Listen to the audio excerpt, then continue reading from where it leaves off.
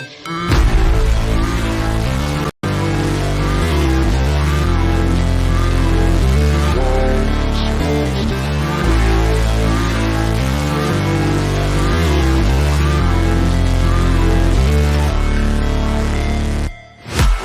break, always fight, never quit, do it right, play the game, win it life, have no shame, there's no time, feel the pain, live the grind, I could change, in my mind, pick a lane, commit and climb, the only way to win it life. I never miss that stack, taking big swings, jam to the bat, put me in the ring, you'll go out in a bag, cause I sing what I mean and I bring it to the mad light. Ain't got time to kill, I got time to feel, I took the red pill, I know life's short so I wanna live real, but how's it supposed to feel?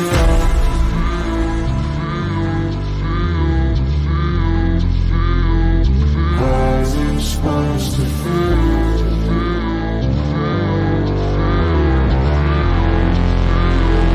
How's it supposed to feel?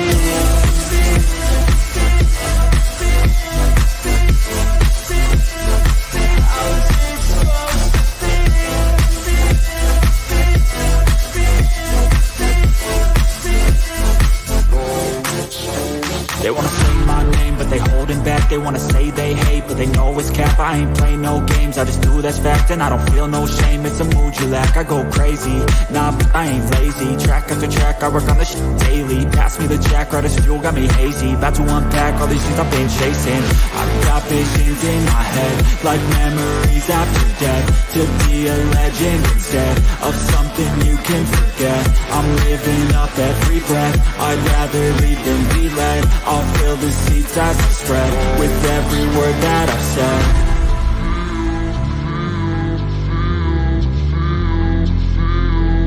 How's it supposed to feel?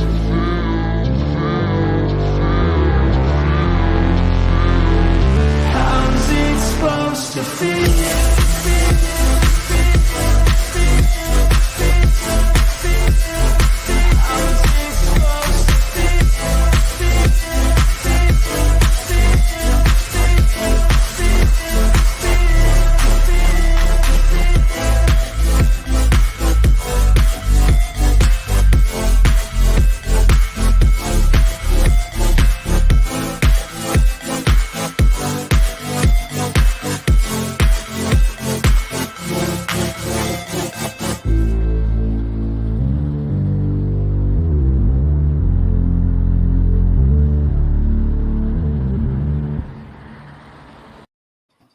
Wow. I love that intro. I don't know about the rest of you, but it's good times on a Sunday night, and it's late. It's late. We have Incredible Humans here with us this evening, and more on the way. We have random stories. We have random thoughts. It's a random stream in the best possible way, but immediately to my left, which is actually stage right to those of you out there in the world, is the amazing Six. Greetings, Six. How are you this evening? Well, here's my random thought for the night. Oh, boy. I have a nice bowl of cut oranges and some type of summer bug landed on one of the pieces. And it's the biggest, juiciest looking one. And I'm trying to decide if I should eat it or not. Not the bug. I picked the bug off. Oh, okay. But that's what's running through Six's head right now. Yeah. Well, I mean, bugs are like a form of protein. At least that's what Bill Gates wants you to think. And we'll get to a story that revolves around Mr. Gates here later in the stream. But I appreciate you being here. Thanks. And, bugs are okay. They're our friends. They make stuff happen. Right. Don't know if you want it to happen on your food. Nah. Well, I just hope it didn't poop on it. You wouldn't know. But we have, by the way, do you realize that over the course of 1 year, the average human being consumes nearly 2 pounds of fecal matter? Random thoughts. Man. Okay. I'm not going to eat for like a whole year now. Thank you very much. By the way, we have our good friend Brahma Bull, the Elegant Smoker, joining us from his channel and his, apparently booze room. Holy cow. Apparently after the Avs, he didn't remember being on the stream last week, folks, after the Avs won, because he was, well, he had something to drink. How's it going, Brahma? Oh, it was a couple weeks ago, but yeah, I thought it was backstage, but apparently No, I no, was yeah. going to say, I don't was remember live. him being on there either. He was here. He was Henry Schlemmer, if I remember properly. I was happy. I mean, Yeah. yeah, when your team wins the Stanley Cup, you got to be happy. You were entitled to be happy, and of course, right below Mr. Brahma Bull is the most toxic person I know. Well, at least that's what he tries to tell everybody. It's Toxic Man Flu, who thinks America, fuck yeah. Yeah, I'm all over that. I think this is the greatest country that's ever been, and I don't think that there will be another one that comes after it. So I guess we need to preserve this representative Republican last bastion of freedom out there. Yeah. Random thought: if you live in Canada, you're not really free. Ooh, yeah, wow. Get dunked on, nerds. Mm-hmm. Yeah. Well, and of course, the man behind the mask, probably one of the people that you would recognize without the mask, because he is from the Legion of Memers. He is one of the many. He is Legion. Well, technically, I guess he is Legion. How's it going, my friend? It's No Green Rocks, or whatever you want to be called this week. The leader of Legion. Yeah, I guess you could say that. I started it and everybody came in and enjoyed, and they've been kicking some major ass, being on streams left, right, and throwing out the memes. Amazing. I'm so grateful to them. And I'm so grateful to everybody who enjoys all of it. But first of all, dude, that intro is a freaking banger, man. Nobody was able to see backstage, but I was rocking out to it. That was some awesome stuff, man. I love, and that's Nefx. All of Nefx's stuff is available to use for the most part, straight from the YouTube library, also from their channel. Dude does not copyright claim anything. He is a master on YouTube, and just why didn't you ask if you could use my song? Oh, I love your song. Will you let me use No, your you song? don't. No, not now. Well, that's Tom, but we'll get to Tom in a moment. Yes, you can use my song, of course. Okay. Okay. Anyway, look, we have a celebrity amongst us. It's Jacob, Society Reviews, but also bounding into comics. He's everywhere. He reviews more movies than you watch every year. The guy is incredible. What's going on, my friend?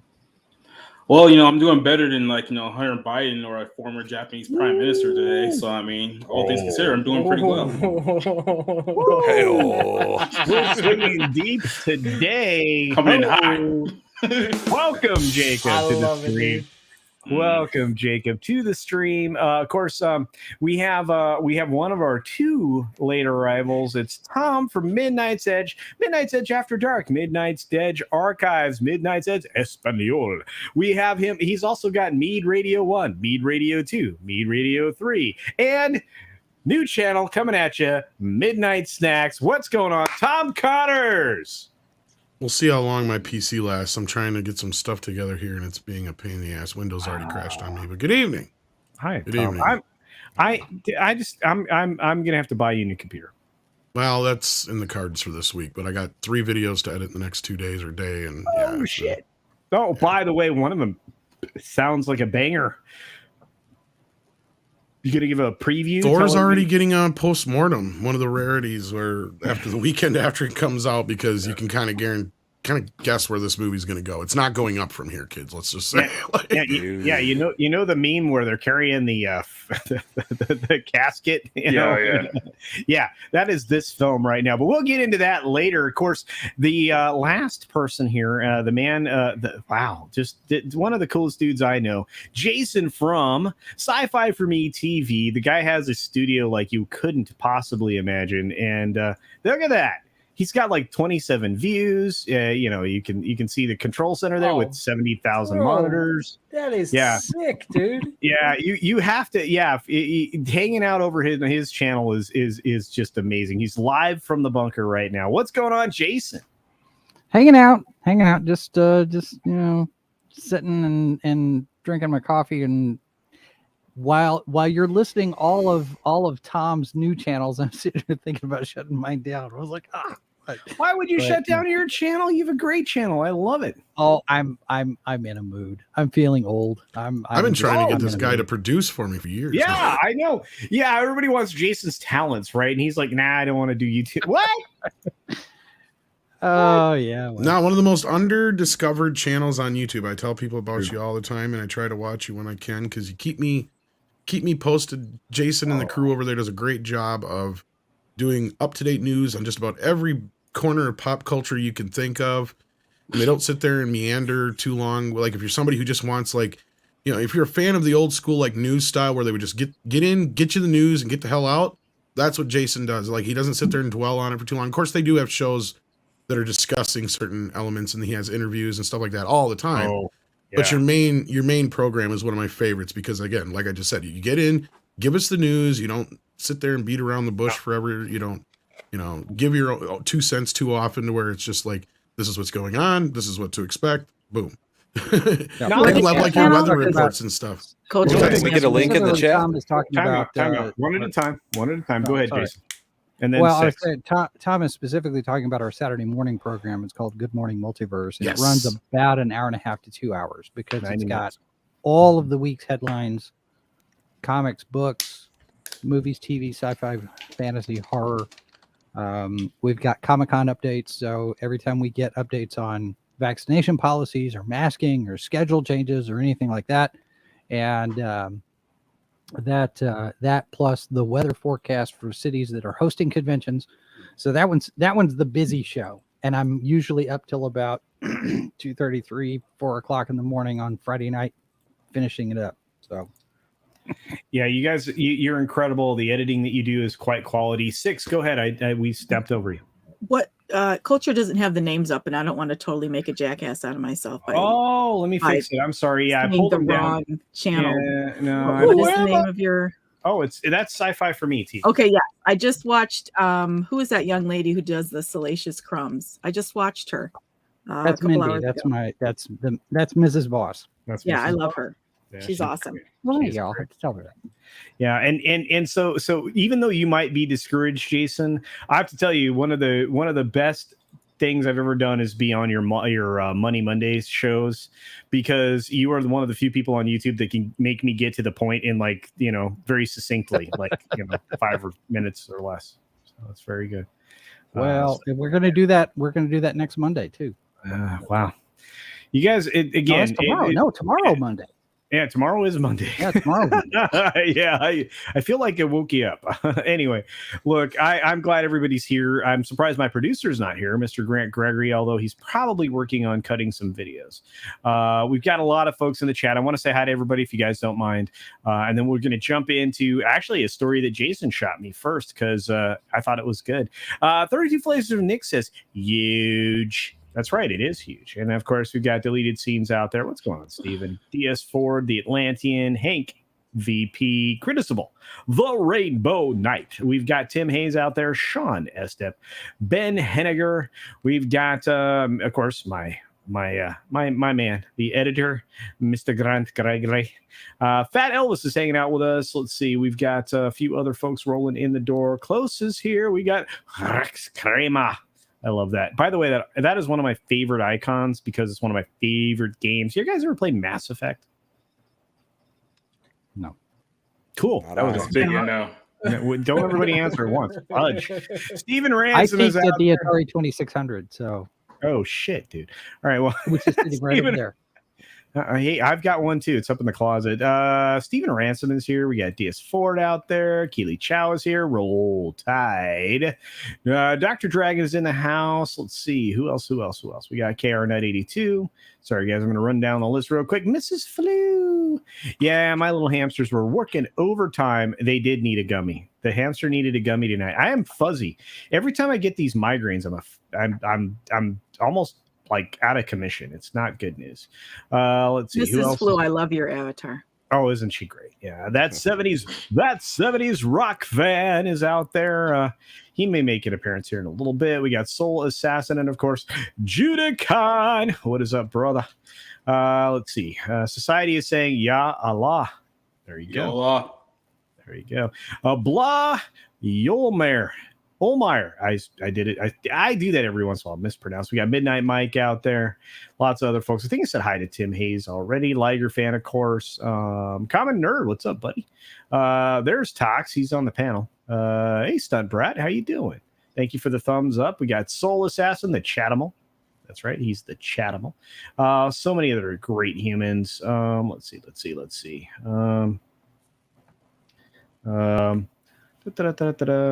Sorry, got a texty text.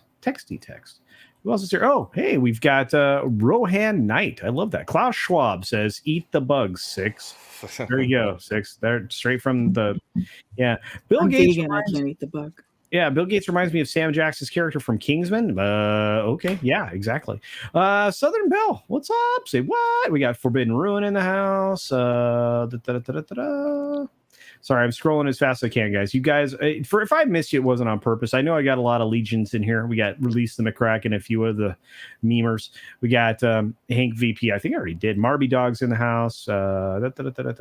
Lots of folks. I'm glad you guys are all here.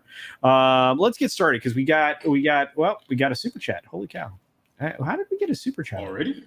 Yeah, weird. We even got Willie Woodward sent $1. Thanks, Willie. I love you, dude. Here's $1. We got the Atlantean for $5 saying, "Hail Culture, wanted to ask, you enjoyed the video, yeah? Of course. Hail panel as well. Yeah, I love dude. I'm a Mortal Kombat guy from way back. One of my favorite games. You ever go to the arcade? Remember back in the day, you go to the arcade with pocket full of quarters, and then you would you'd focus on one game that day, trying to get better. I used to skip school to play Jungle Hunt. What now? Jungle Hunt? Yeah. Really? Yeah, that's how old I am. I'm pretty old. Did you play Pitfall? Never heard of that one. Great. Hey, what's up, Cash? 2600. Be like one of those nights where you stay up to 2 o'clock in the morning playing video games, just decide you're just not going into school or work the next day and keep playing. Yeah, dude. I actually there were days I didn't go to bed for days. You know what I mean? I'd be I was like, I'm gonna have a soda. I'm gonna have a chocolate chip cookie for lunch. I'm gonna sugar my way through the day. Has anyone ever set their alarm just so they can wake up early enough to call out? Oh. Yeah. No, but my live stream last night, I was doing a retro game, Rygar on the NES. I started at midnight. I put out the tweet. I hit start streaming on OBS and forgot to hit go live on YouTube. Oh no! And played the whole damn game, an hour and 15 minutes, and then realized I wasn't live, and then started over again and did it all again until about 2:45 last night. Oh God, Brahma, dude, you're crazy. So I played through the game twice.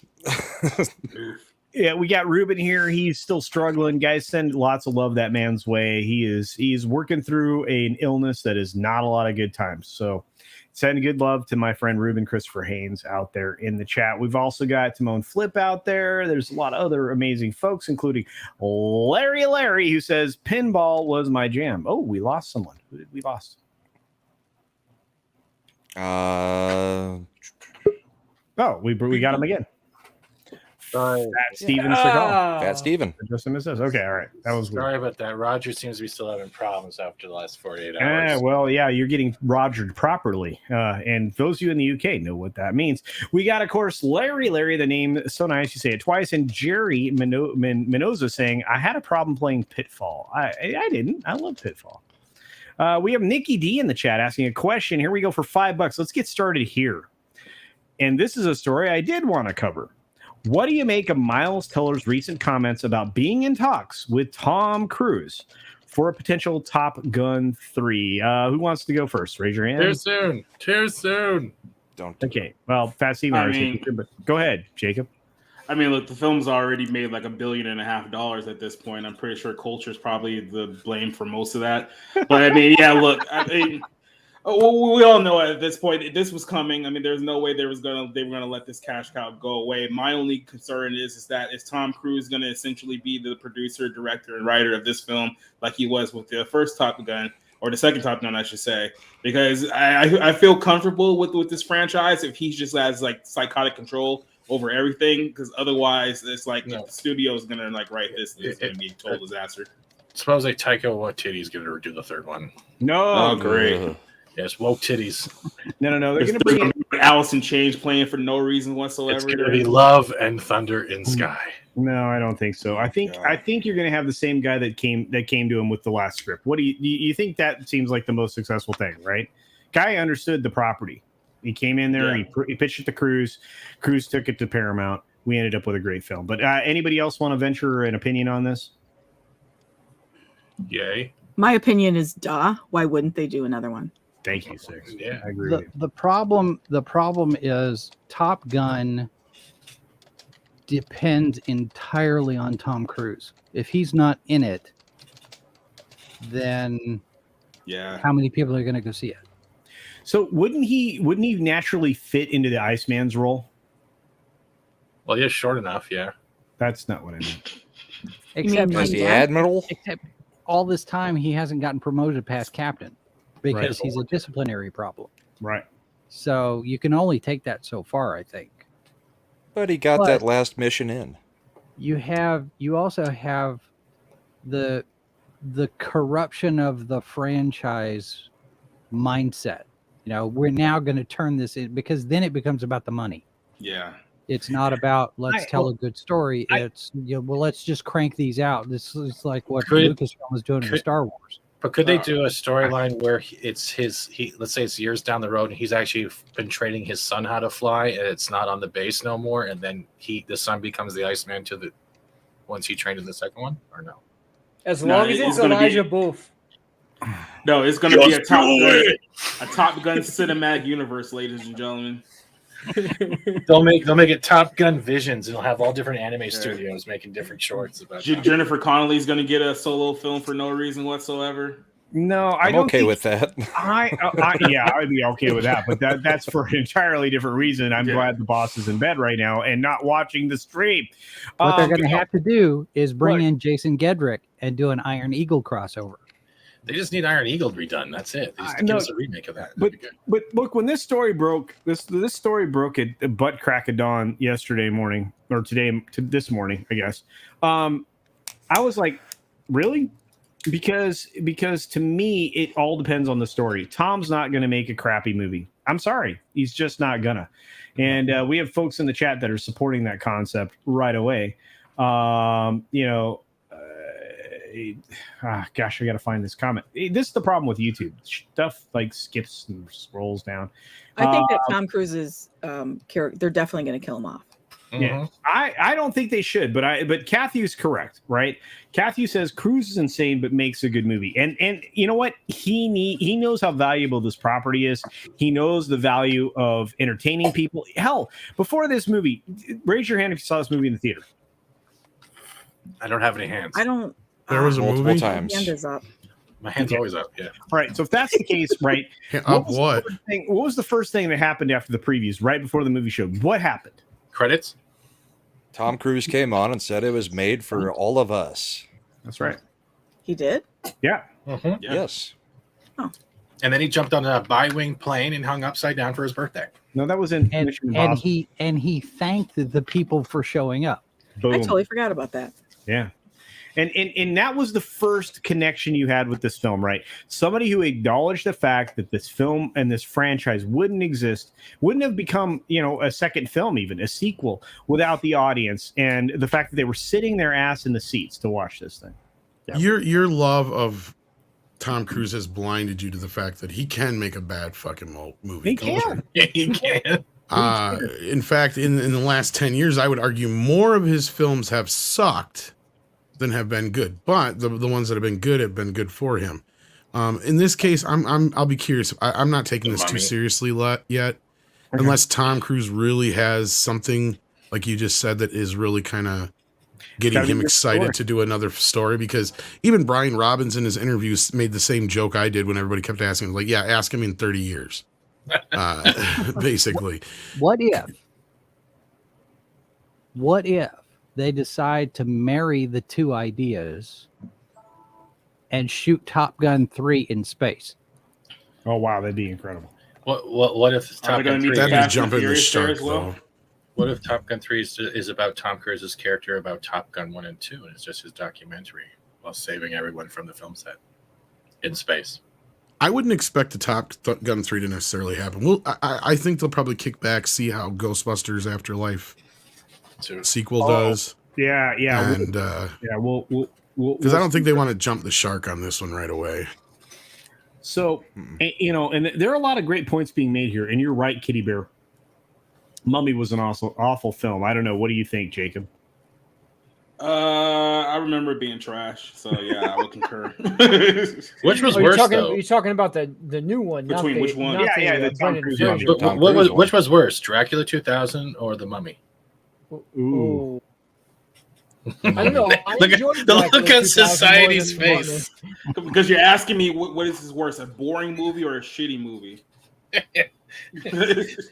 I would go boring is worse than shitty, because at least I would too. Shitty, there's something to actually talk about. Because Morbius is glorious. Oh God! Yeah. No, Tom. No, we are not Morbin time. Morbius 2 coming soon. Just let it happen, Fat Steven. Yo, last time you said that, I was waddling for a week. Sleep. But look. I mean, Newbaum's right. Tom is already over the age for the pilot, which is why you put his butt in a chair. Right?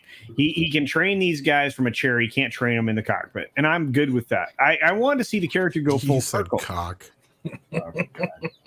Is Tom Cruise's stepladder going to be in this movie too? What just happened right now? Let's be real. This is kind of like Tom Cruise's Color of Money, right? Because for those who don't know, that was the sequel to The Hustler. Yeah, and to me, this is that's kind of sure where he's going to play. I don't think Tom Cruise is going to be jumping at the idea of a Top Gun 3. I really don't. He might. I mean, it could be completely wrong, but I wouldn't get my hopes up. I think Paramount is smart that they know they got away with this one, and any talks maybe like a spin-off of sorts. You know, because this one was called Top Gun Maverick. I don't know what. Yeah. Television was called. It could be called. They could do like the Rocky franchise. Yeah. It is kind of different on one hand when you're thinking about Tom Cruise possibly thinking that Top Gun 3 is a step too far while he's working on Mission Impossible 9 as we speak. Well, yeah, but again, Mission Impossible is based on a TV show, right? So it was great. It lends itself to serialized storytelling. Top Gun was one of those anomalies out of the 80s that, you know, it just was one of those movies that it kind of defined part of what the 80s were. It became part of the pop culture. And the farther and farther we got from a possible sequel, like, I don't think you could have released this movie 10 years ago, 20 years ago. I think that it's one of those movies kind of like with Ghostbusters Afterlife that it had to happen now or it wasn't going to happen. And at this also, you have a point is if they turn around and get a sequel going, it's going to be another 5 years between Top Gun 2 and 3. Just in start time to end. Yeah. You're right there. Go ahead. But what you could do literally is Top Gun 3, just have Tom Cruise standing in line at the airport trying to get to the airport to save everyone else. And just do it. There you go. You got it. We'll do a spinoff with Top Gun Rooster and just have Maverick do that's what I was saying. A cameo. That's the only way it really works. But that's it. That's what this is. It's you give Rooster the film. That's what the conversation is, according to Miles Teller. Right, you know, it's that the film that brings you along into a new character. It brings it into a new age, and you put Tom in a superior role, you know, or an advisory role or a mentor role, whatever. And that can work. Yeah, exactly. And then and Kareen for $4.99. Kareen, not Karen, by the way, says, Tom, you're wrong. What movies in the last 10 years sucked? That's 2012 to 2022. The only film I can think of that is in recent history with Tom Cruise. Mummy. The Mummy.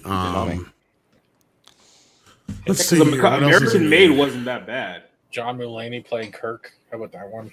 I don't think it made much money though. Yeah. Let's see here. They're going to put Tom Cruise in a chair. They're going to give him a supervisory role, but then he's going to be the only one who can save the day, and so then he's gonna. I can't imagine a Top Gun movie without putting him in a cockpit.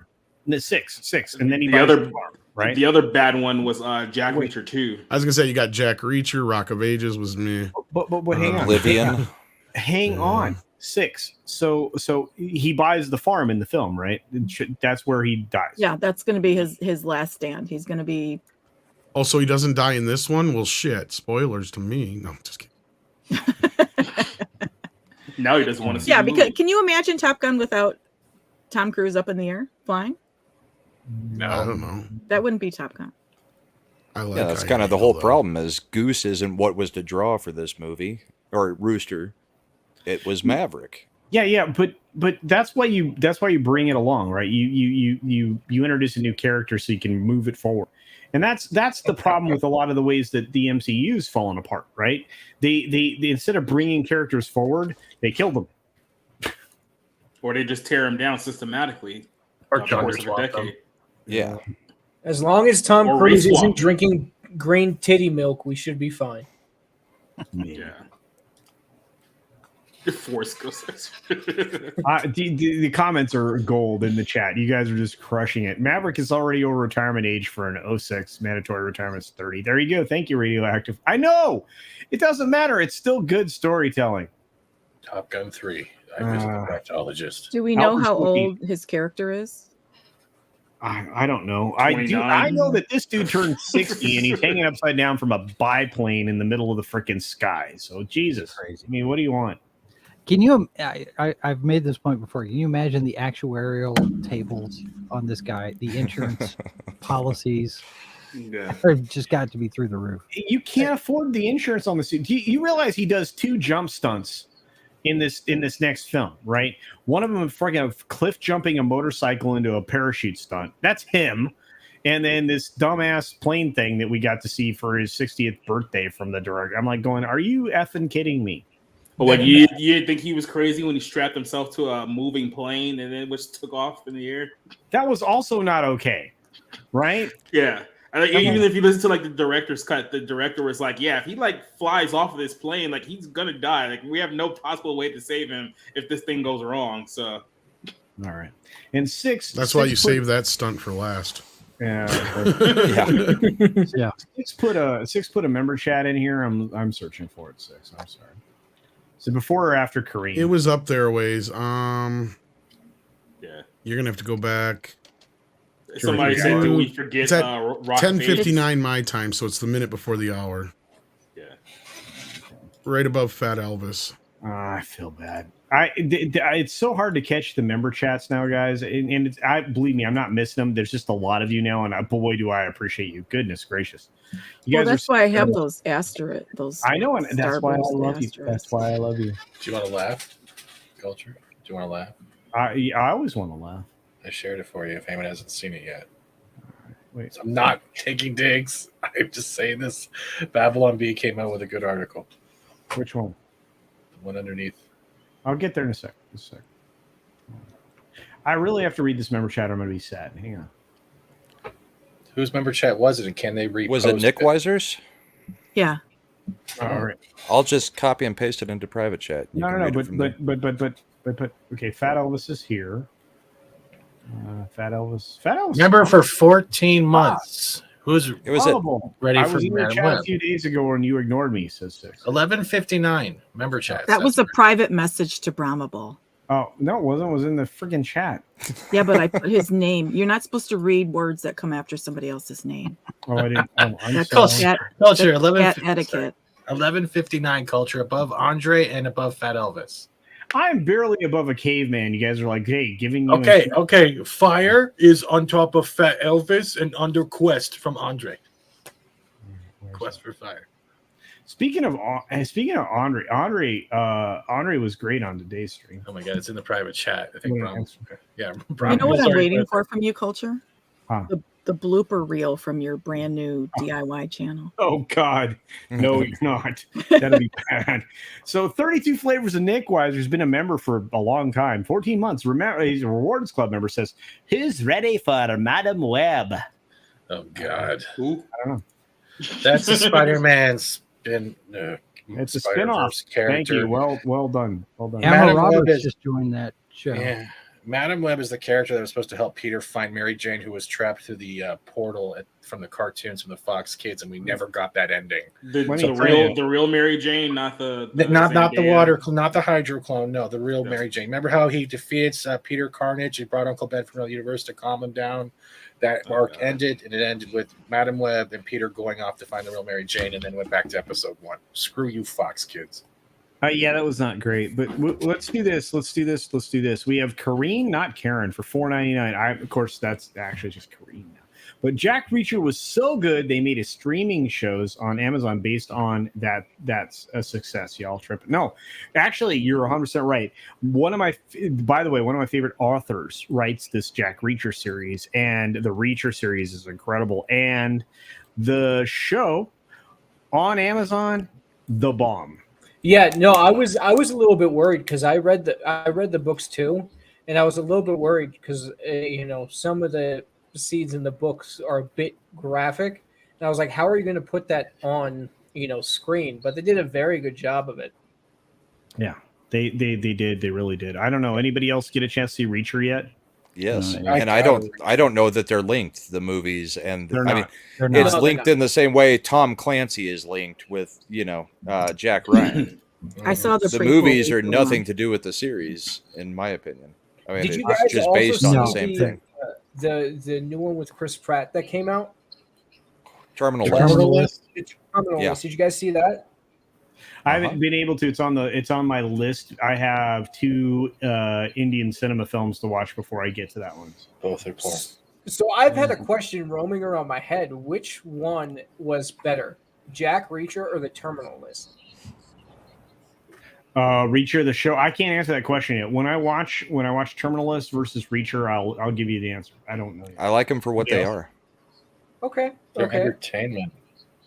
No, they Either were both one has very to be good better shows. than the other. They're actually good entertainment. That's So I just I'm think appreciative Reacher, of both. I think Reacher was fire. I don't know about anybody else, but I think it was. It was Well, great. to respond to great that, actor for Reacher this time around. well, I was just going to say that was one of the main points of contention before was Reacher was barely a success the first time out, and the sequel I think bombed. And a lot of the fans of the books did not like Tom Cruise in the role. Yeah, he doesn't fit the character. I mean, I know people think he's in the love him now, but he had about 2 decades there where he had a lot more misses than he had hits. Like, I mean, even that Die Another Day or whatever the hell it was called, the Edge of Tomorrow. Yeah, Edge of Tomorrow or whatever. That didn't even really Which do. is getting a TV series. Yeah, and Oh, again, but he's not in it, so. Well, Edge of Tomorrow I enjoyed a lot. I've watched it many, many times. Did you guys know Naked HD.xyz is looking for a good time to find love? She usually is. I've been writing it down. Hang on. Who wants to go halvesies on a month membership? Let's do it. I'll take it out of your $500. I'll take it out of your $500. No, Edge of Tomorrow was decent, but it didn't open, right? It didn't make any money. And if it's Yeah. not a Mission Impossible movie with Tom Cruise anymore, there's no guarantees. That's the problem. Yeah, Edge of Tomorrow didn't really pick up until like word of mouth, like almost like weeks later. I thought Well, and then when they released it on DVD, they changed the name to Live, Die, Repeat, didn't they? Because Edge of Yeah, that Tomorrow was the- wasn't telling Well, anybody what was going on in the movie. Yeah, I think there They was like did it not was two market different- that right. Yeah, it was like 2 different names for the movie, like other countries as well. Yeah. Yeah, in Europe it was called Live, Die, Repeat, wasn't it? I think that it's Yeah. gone on under both names in multiple places. Well, when I bought it, it was Live, Die, Repeat, right? It was Edge of Tomorrow when I went to see it in the theater. So, Yep. Yeah, it was really weird. That's one of those freaking weird films. I think you should just do The comic book it was based on had a completely different name too, wasn't it? It was, what was it? That one I think was Live, Die, Repeat. I think the actual book wasn't Yeah. it? I Was I it? think so. I thought it was all you need. All you need. All you need is kill or death something? or kill. Yeah, that's what it is. Yeah, Yeah. something like that. Yeah. You're right. Can we just get like a Minority Report 2 and just hold off on Top Gun 3? Or Vanilla Sky 2 or It's a Space Minority Report in real life now these days. I don't want any more of that. Why not go all the way back to Risky Business too? Oh, great. We can watch a 60-year-old Tom Cruise in his underwear trying not to poop himself. With He would- prostitutes. He would come Breaking- up this breaking- side the hallway. Breaking. slip, I'm looking. shake his hip. I'm looking Yes. at Tom Cruise's IMDb My hip. listing. You know what's on it? Nothing? Live, Die, Repeat, and Repeat. Announced. Yep. Wow. Yep. That's going to make it even more confusing since I people don't who think know it that as Edge of movie's gonna Tomorrow aren't happen. going to know the end. Follow That's up gonna to be the a sequel. 2014 sci-fi film Edge of Tomorrow. That's going to be great, though. It's going to be him repeating his life over and over again, except he's going to keep going, please kill me. Please kill me. Please Cruise kill and me. Emily Blunt are both rumored for the project. That's, but they defeated the aliens. They don't need to do anything else. Haven't you seen Independence Day 2? There's a wave, second wave. No, I stopped That was after almost Welcome to exactly Earth. what I was going to say. Yeah. Okay, so this I'm gonna move on because I'm done torturing the Tom Cruise thing because Tom doesn't think Tom Cruise is one of the greatest actors ever. I didn't say that. I just don't think he's. People forget that he has had, like I said, not as many hits as he's had misses. So. Can I bring up something kind of weird? Why is John Mulaney playing Captain Kirk in Strange New Worlds? I'm still trying to figure this out. Thought that was Jim Carrey. No, that's Jim Mulaney. No, it's Paul Wesley. The guy from Twilight, right? Yeah. No, Yeah. It's all the same guy at the end of the day. Yeah. Bones. Why do I look like if a wind picked up, I'd fall over? I like that he's not doing Shatner though. I'm gonna call him AIDS Kirk. Hi, I'm AIDS Kirk. It's the Wrath of Farrakhan all over again. Not Twilight, Vampire Diaries. But it's these last 2-3 episodes just kind of lost it for me. It had a lot of potential. I was enjoying it, and then with the fantasy episode, it just kind of went sideways. So I haven't touched it. Did you? Godspeed to anyone who watches Star Trek in 2022. So that's an interesting question because people started talking about, Tom Cruise is 60. Actually, 60. Yeah. 60. This is an interesting conversation because people are starting to put like sequels in like here. What films could you actually make sequels? Tom Cruise sequels of films he actually made. Could you make it? You could make a Jerry Maguire. Cocktail 2. Jerry Maguire 2. Show me the dentures. Show me the dentures. And this is the common mistake. Riskier. Yeah, that's what I was just going to say. This is the common mistake that Hollywood always makes. They never learn the right lessons from these. Instead of going, oh, well, people obviously want a good story with characters and they give a shit about canon and pre-established stuff when it comes to franchise. Oh, no, they're just looking at, people just want shit from the 80s. So now we're going to get a bunch of Top Gun Maverick and Ghostbuster Afterlife and Creed ripoffs. It's going to come in another wave. So look forward to Teen Wolf 3. Look forward to, Goonies 2. Look forward to, all these things are going to happen eventually. There's going to be another Terminator movie. God, just don't. Is it called Sorry About Dark Fate? Yeah. So no, it should be sorry for about the last 5 movies. Like, I mean, wasn't Dark Fate supposed to be the sorry for Genesis? they all were sorry for something else. The trailer's just going to have an opening up where Arnold shot John Connor, but didn't actually shoot John Connor. Took out the bartender named John Connor. No, John Carter's going to live. Sorry, he was a robot. It's going to be Joanna Carter. That's what's going to happen. Joanna Carter. That was actually the last one before this, dude. You must not have seen it. John was actually a robot in that one. Yeah, I blocked things. Oh yeah, he had the nano stuff. The nanotech. And they got Matt Smith in there too. Amelia Clark as Sarah Amelia Connor. Clark. Yeah, and Jai Courtney playing fucking Reese. It's like, what?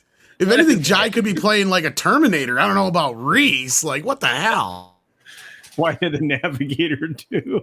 Don't joke about it. You'd be surprised. Remember there was that. Terminator, we're sorry. Actually, one that they could do that would be similar to Top Gun would be Days of Thunder. Bring him back as an aging race car driver and have him put him into the wall or something. But when does that become too formulaic, though? Too. No, but Paramount has been looking for vehicles that can make them money. Well, look. I already made the joke that basically Tom Cruise is playing the Scarrett role in this second film, right? Basically, I've not seen the movie, but I was giving Runner, he's in the fucking chat, shit. Yeah. I basically broke down the whole movie by basically taking the first movie and just moving the characters around. And he's like, you're not wrong in most cases. So like, again, that's kind of the formula of this. It works. It works with Cobra Kai. It worked with Creed. It worked with Top Gun. It kind of worked with Ghostbusters. I don't know how many more they're going to be able to pull off with that because a lot of these franchises really kind of Because look at Star Wars, right? The whole thing we wanted that whole time was just to get that original cast back together, right? We could have probably gave a shit what the rest of the movie would have. It could have been full of just Jar Jar Binks for all we cared at that point, as long as it just had the original cast back together. That's all we wanted. But Tom, what we need is Tropic Thunder 2. Let's just go with Tropic Thunder 2 and have that blow everyone's minds out. Well, that would be incredible. But I think Mika J is onto something. I think Early Bird Dinner would be a great follow-up to Breakfast Club. A bunch of old folks going to the $5 buffet. Matt, I thought you said there was a buffet. Instead of near and away. What's the other one he did? The Far and away. Yeah, near and sighted. Oh, here's the terrifying thing. 64 candles. Would be a few candles. Instead of a few good men, it'd be a few good dead. We're lucky that Bob Zemeckis has the sway he does over the Back to the Future franchise. Oh, yeah. Or this would happen. Worse than that, dude. It already happened. They have a fucking musical right now. Oh, that's getting just completely lambasted. It's getting obliterated. Can we get Rain Man 2 at least? At least we'll get Dustin Hoffman. Now that's something I'd actually watch. Yeah, it would. Because that's probably my favorite Tom Cruise movie, despite him. Is definitely got cancer. Definitely a brain tumor. Well, you know, him and Brad Pitt are still old enough to do Interview with a Vampire too, right? They are actually. Actually, they still look. Both of those two. That's ironic because they both look probably close enough that you could get away similar. with it. They could do it. They could barely. They would take a little de-aging, but you could fucking not pull it off. much. Yeah. Oh God. All right. Night and day too. This was great and very diverting, but I have a thought on things and stuff. So Nobody's mentioned Eyes Wide Shut. Collateral 2 would be good. Collateral 2. Cocktail 2 would be good. I think Cocktail 2 would be great because he could be the old bartender guy. Yeah, and Elizabeth Shue still looks good. Oh, yes, she fuck does. yeah, dude. Yeah.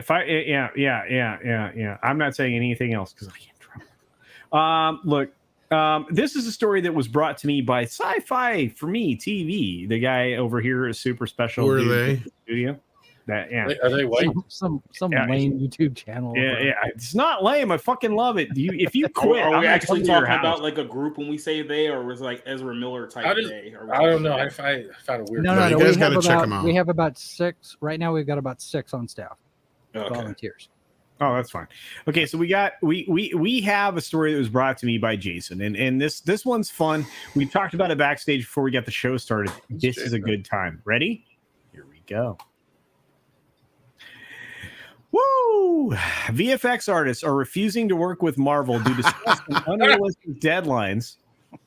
Wow. Well, the roosters are coming home. Like I said, or the cows are coming home to roost, I should say. Because this is what I was telling people. You cannot make one of these movies for less than X amount. Look what happened on Deadpool. They sued because they didn't get fucking paid. Oh, I didn't Disney's know that. notorious for this shit. Oh, wow. That's fucked up, dude. And they're saying that Marvel's the worst client to work for. Mind you. Really? I wouldn't be surprised. Because they're Disney. Or Disney? I was going to say, it's probably more Disney because, like, I've talked, like, you guys know Gary Ambrosia? Like, he worked on the Pirates movies. He said he couldn't even get his last fucking paycheck. Like, they will fuck you over any way they can. Wow.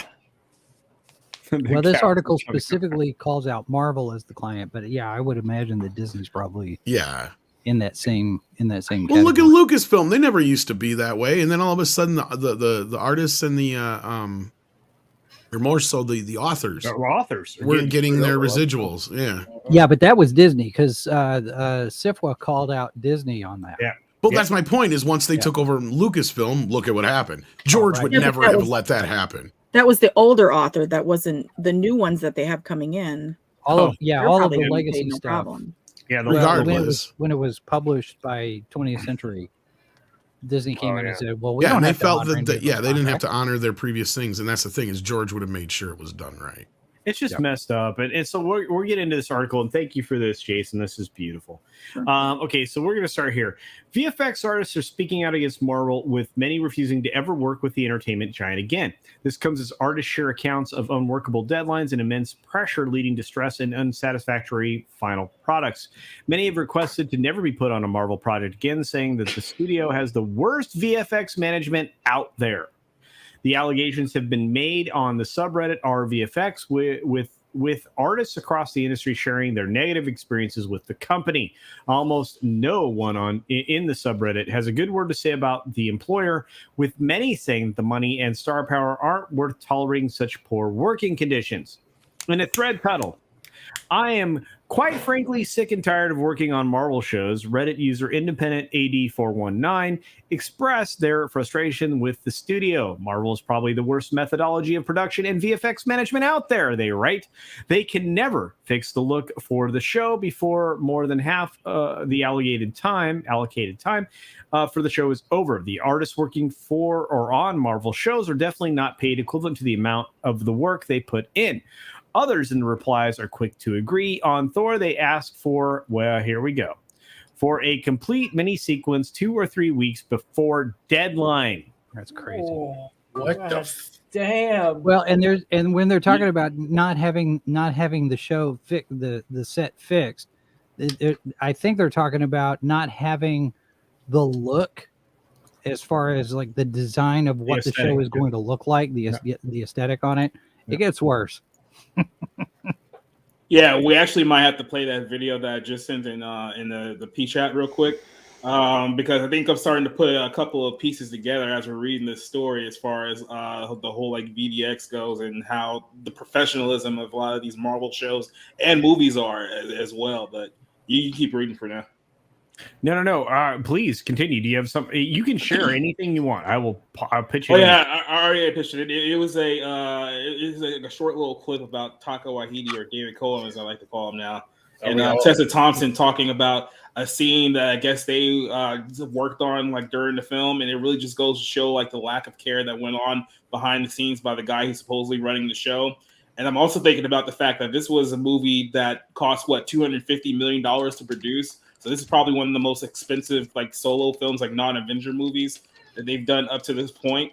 But that's because a lot of it was basically like blue screen. So you just get the actors behind blue screen, and you expect the special effects people to do all the work. So that's probably another reason why the companies like this are sick of working with Marvel, because they probably demanding so much from these companies, because they're telling them to do like all this work by creating all of these sequences and sets and things of that nature, because they're not actually like creating anything like on set as far as that goes. They just like, oh, we'll just shoot it here and then everything will go in the post. And now these poor bastards over here are stressing themselves out trying to make these Disney deadlines, and now they're at the point where it's like, okay, we just don't want to do this anymore. Especially with these guys, it's like, sure, we'll get exposure in a certain sense, but it's just way too much work for us to do. Yeah, and that's a shame. We've got, unfortunately, we're losing Toxic Man Flu to, the Toxic Man Flu, maybe? I'm not sure. But the Toxic Man Flu is going to slide out. We've got another guest stepping in. Thank you very much, Tox, for being here. I appreciate you. Please get some rest. Take care of yourself. We need your toxic presence everywhere. All right, sir. We'll see you tomorrow. Have a good night. All right, sounds good. Thank you, sir. Hi, Dick's producer. He's the best Dick's producer we have. I do produce a lot of dicks. You do. Yeah, we'll say that. The Everybody dick have a good night. master. We'll talk to you But later. I'm sorry, Jacob. I didn't mean to interrupt you, but you're 100% right. There you go. Yeah, no, yeah. I love having all these brilliant humans on here. It's incredible. But here's the weird thing, right? This article, this goes on and on. I mean, we're not going to stop there. We're going to finish this thing up. We're going to do what we need to do to get this done. Mickey Moo Moo's account is much the same.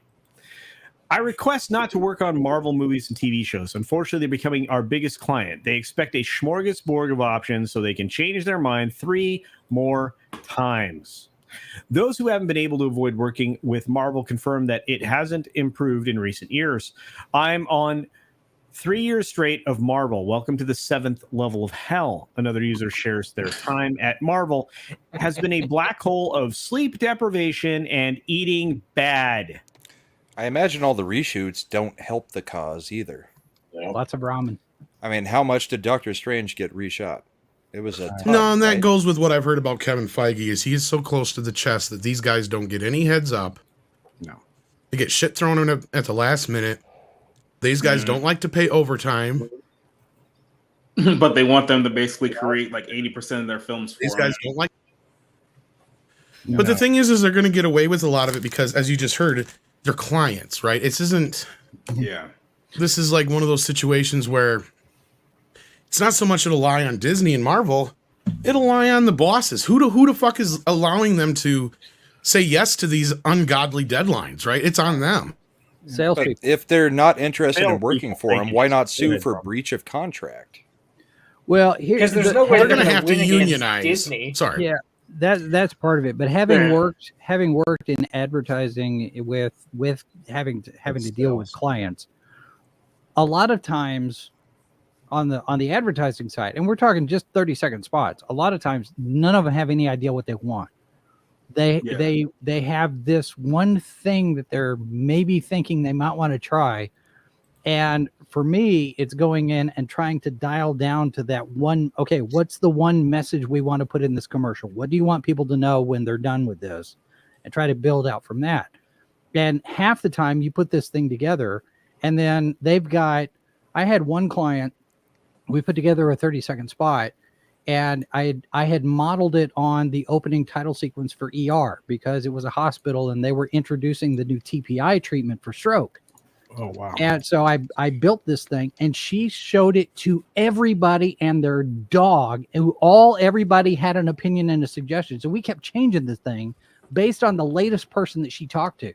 And I eventually looked at her and said, at some point you've got to decide this is done. Because they constantly are, what if we did this? And what if we did that? And this could be part of that.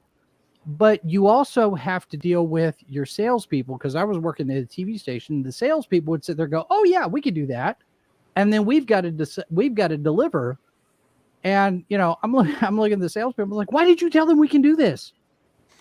Now we have to figure out how. That's to do what I'm this saying. in Yeah, less than a exactly. week. You tell them it's somebody in your department that did it, not Disney. But that's what I'm saying. They get it in their head, obviously, that they can do that. That's the problem. Yeah. I think another the client's always right. Yeah, I think another issue is that the fear that they don't want to upset Disney to the point where they could get blacklisted by Disney. Because if that were to happen, I mean, we're not just talking about Marvel Studios here. You're talking about losing, Pixar, Lucasfilms, 20th Century Fox. I mean, all the television properties and streaming services they own too. So they probably figure that even though Disney is doing these things, knowing they can get away with it, the downside of not having that business come in could essentially send their studio under as well.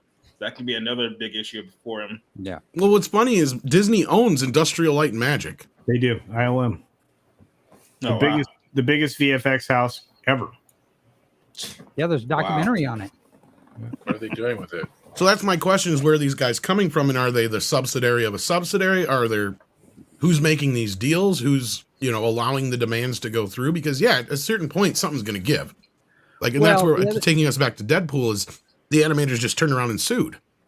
The other part of that, though, is you look at how big these projects are and how visual effects heavy they are, and you get I go back to Star Trek V, for example. ILM was busy with so many different things. They couldn't pick up Star Trek V, so Bran Farron ended up doing it, and it was crap.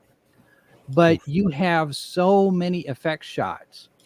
And the effect shots are not just the big CGI things. It's let's fill in the computer screens, and let's do the touch screens, and let's do this thing over here, and let's fill in this window over here.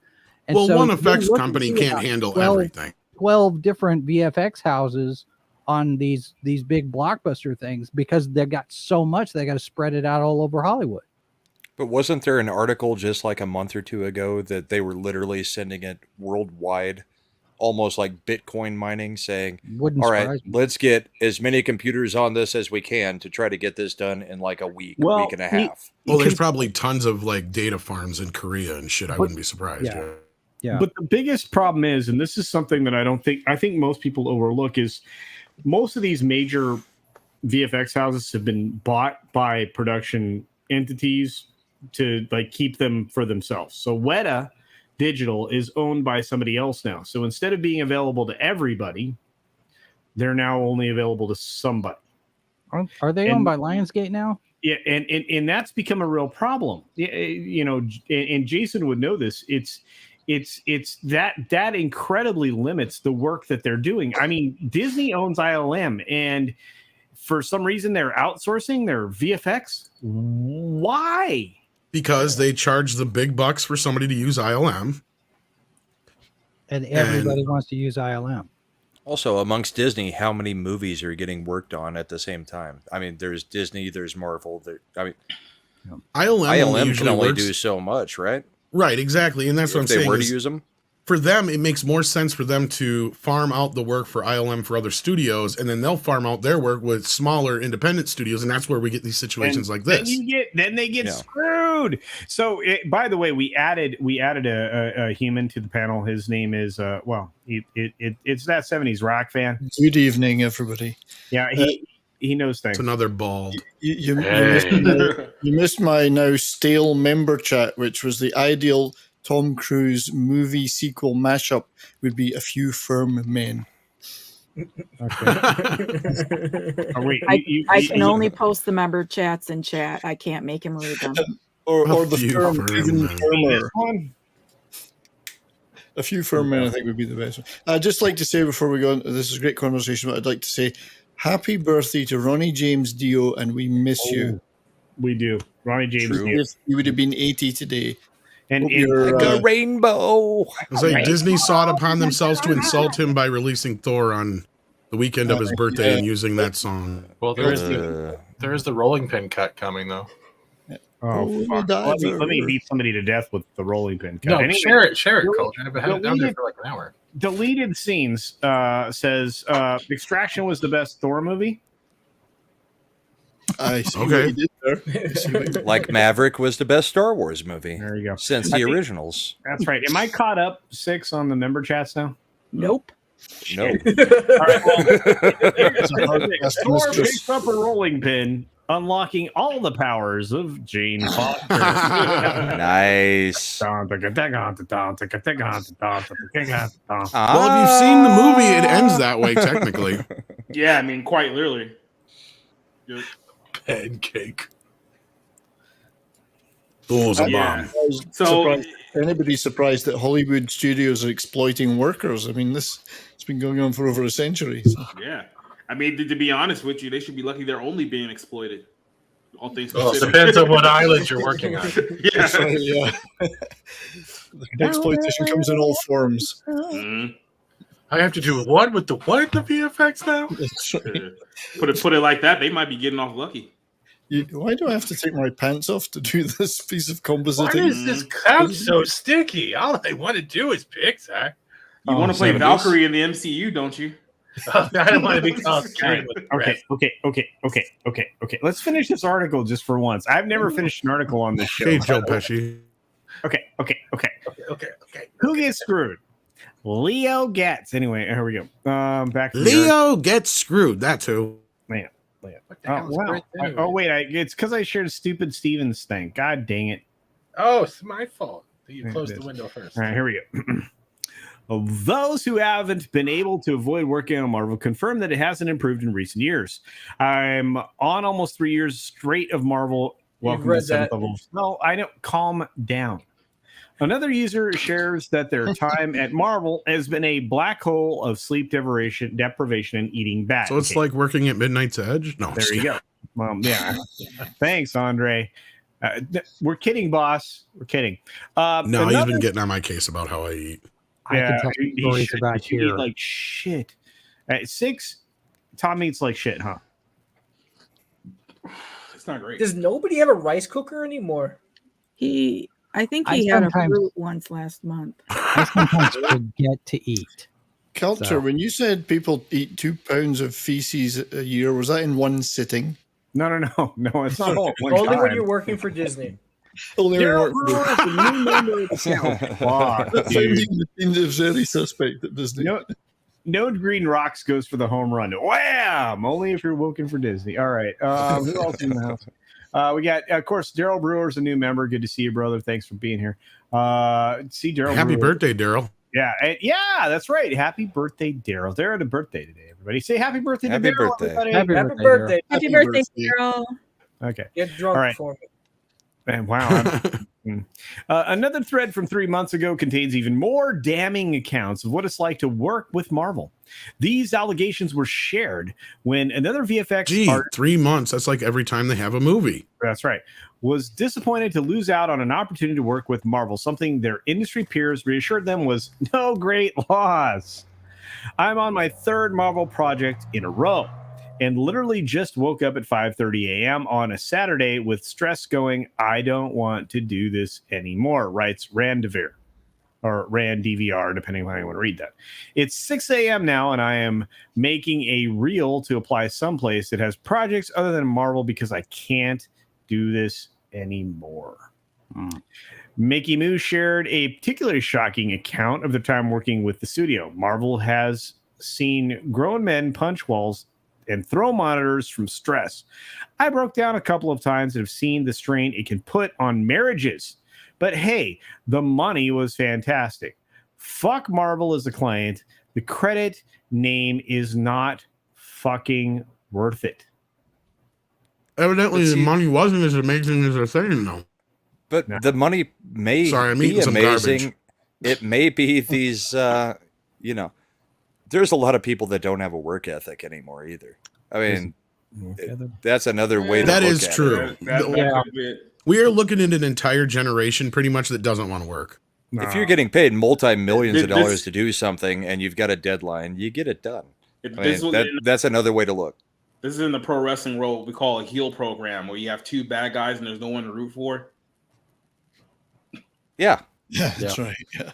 And I don't feel bad for a company that's making multi-millions of dollars and has a deadline to meet. Yeah. But that's a good point though, because the millennial crowd especially, and I hate to paint with a broad brush, but you've got that entire generation that feels entitled. Just give me everything that I want. Give me my iPhone. Give me my Nike shoes. Give me my whatever.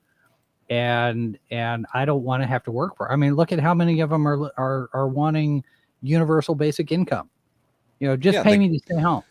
That guy just whined that he had to get up on a Saturday. It's like, do you know how many times I've worked on a freaking Saturday for my real job and then come and done things on this too? Well, I mean, remember the guy who recently quit his job to protest? Was it the he tried to protest the Roe versus Wade thing and thought that he could just not work, and then he got fired. Yeah, was somehow shocked at that. No, you're not wrong. Those who actually are good at doing the work then get even more and get burnt out. Yep, that's true too. Yeah, well, we saw that in the nursing industry, right, in the last couple of years. Yeah, especially.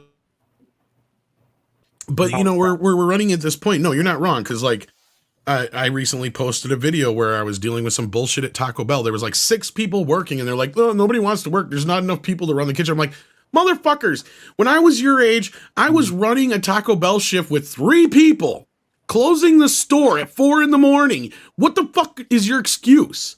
Right? They just don't want to work. And then I said the same thing. There's this guy in town who has this great, authentic New York pizza place, but he can't find no help. I'm like, oh, I'm glad to see business is doing well. I was like, yeah, it'd be great if I could find somebody to work for me. I'm like, what do you mean? He's like, everybody I interview, they just don't want to do the work. I said, what? He goes, one kid I had in here the other day, we're in the middle of the interview, and in the middle of it, he just pipes up, I don't want to do dishes. And he's like, well, that's kind of 75% of the job, And you're right. No, these kids, they come in, they expect to be a CEO or a manager or a supervisor right off the bat, and they have no experience. They don't even know what the hell they're doing. And then you get situations like I do when I went to Taco Bell, and you've got 5 kids running a store, and none of them know how to do anything. Well, I mean, and I didn't mean to derail this. I'm just saying. No, but it is part of. I think you're right. There is that may be another side to this. That is a very good point to be made. Yes. I think it's also a mixture of them not treating the good workers that they have well, so those workers want to bounce too.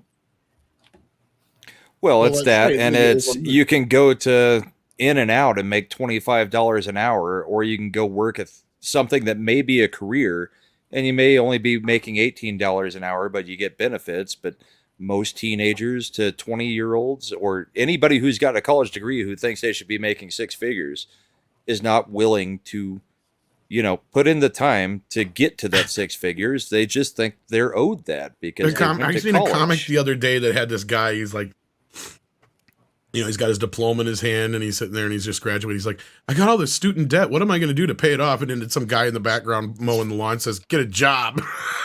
Yeah, exactly. It was funny because Mrs. Boss and I actually had this conversation today about, you know, because I put together, you know, all of the different shows that we do here, but I've got my stagehand day job and all of these different things. But we're also working in the yard with the garden. I put together a wood chipper today, and I told her that, you know, we never do anything that's just fun. We're always working. We're working on something. You know, she's got her regular job with the government. I've got my day job with stuff, and then I've got all the stuff that I do here. And then all the stuff in the garden. We just never do just something relaxing. It's always work, and these kids don't get that. When you grow up, part of growing up is taking a lot of responsibility for what you've got to do and get the job done, because it's got to get done. Somebody's got to do it. Yeah. Yep. And they don't understand. But here's Jason, playing with a wood chipper would be fun. Yeah, it is actually. But That let me say that thing just grabbed it out of my hand and went. Yeah. Well, before you change the subject, Culture, I just want to say this is the string of videos I'm waiting for next on Twitter. Hank VP just brought up, like, oh, you could have just jumped in the back there and showed those kids how it's done. And I'm like, I'm not kidding. No, I could have done 5 orders before they even knew what the hell they were, like, what was going on. I'm waiting for these videos where people are like, if you think you can do a better job, then why don't you come back here and do it? And we actually have people going back and making and doing the orders and like filling out like 5 or 6 orders in the time that it took these kids to do one. I hope those videos start happening soon. And they show, yes, that would be amazing. Well, but see, Tom, you're not wrong. And look, and you know what? Jason's also not wrong. I have not stopped working. I've worked every single day, even though I've gone places, traveled, been on quote unquote vacation. I've worked every single day since the global crisis began. So I'm like looking at people around me going, what? You know, we end up in this really weird place. And I don't know a lot. I do know that, you know, for a change, something that needs to burn did burn today. You guys want to see what I'm talking about? Another food plant? It better not be another processing plant. No, it's the Gates. What was it? Was it another Tesla? I have something for you. It's a good one. Oh yeah, I think is this the right screen? Yeah, I'm not sharing DMs. Yeah, there it is. Yeah.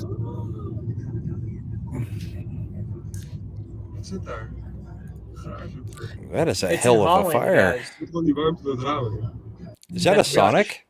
It's done. No, it was an Alto house in a shell. I'm not sure what they were paying with there, but I do know this as we keep continuing it. I'm fascinated because you know what's on fire. That's a food store in the Netherlands owned by the Bill Gates Foundation. That's right. It's Picnic is the name of it. It's the plant protein meat factory, isn't it? Boom. Yeah. So I'd get your wieners out and get down there and start roasting them on that fire. The Dutch aren't taking any shit, man. You got to give them props for what they've been doing. They've been standing up and like I have family that live there, and they're sick of this crap. Wow, I actually wasn't wrong. I was making a fucking joke. Food plants burn down all the time. There's nothing to see there. Nothing. Yeah. 3-4 a day on average. All I'm saying is that it'll be completely normal if a lot of these cricket producing places just start burning down too, and then all the impossible meats start exploding for no reason whatsoever. That's all totally normal. So I mean, just start seeing more of that. Yeah, and I would not be surprised to see. I'd not be surprised to see what happened in Sri Lanka is going to happen in other places. Oh, dude, it's already happening. Italy's popping off a lot of places. Let me grab this super chat real quick. We got Mecha G for $10. Going back to the VFX thing, Taika Waititi has so far said he'll ruin your mythos with Thor 4. Said director cuts are crap and don't need creative freedom. And now mocked underpaid VFX artists who worked on his own movie. Yeah, I saw that clip too. Mecha J, thank you for the $10 super chat. You're 100% on point. And Well, when you make a 4.5 hour movie, yeah, your director's cut's going to be crap. When all he says is, "Yeah, we had a whole bunch of fun." That's all. That's all Marvel seems to be anymore. We had a whole bunch of fun filming it. We didn't make a movie, but we had fun. He made it with all the backstage staff. That's all he did. Remember, they was on camera. And they took Well, how much frustration do these VFX guys probably feel if there's a 4-hour movie and they did VFX for 4 hours and how much of it got cut and they just sit there and wasted all that time? True. The other bit they didn't mention was how bad it was having to watch Brie Larson and Tessa Thompson all day whilst doing VFX for them. It's like watching Trudeau. Think about the fact that they put all these minis together, because that's what they were talking about in there. So it's like these mini effect shots, like they're like putting like pieces, they're adding pieces to a particular shot. So that's what they're doing in that process. And so for whatever purpose, they're like being forced to get these things together before the deadline is required, because that has to get passed to another VFX house to do the other VFX work for that same shot.